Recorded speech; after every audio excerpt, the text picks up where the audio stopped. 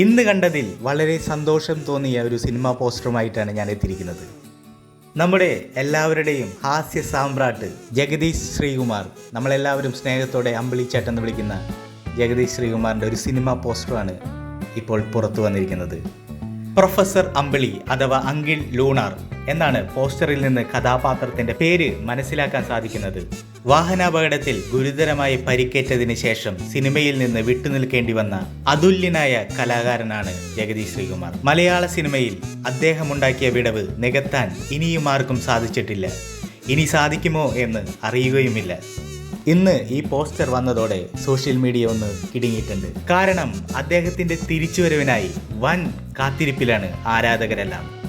2022 CBI fight the brain എന്ന ചിത്രത്തിൽ ജഗതി മുഖം കാണിച്ചിരുന്നു. ഇപ്പോഴിതാ കിഡിലൻ മേക്ക് ഓവറിൽ ഇതുവരെ ചെയ്യാത്ത രീതിയിലുള്ളൊരു വേഷത്തിൽ ജഗദീഷ് ശ്രീകുമാർ.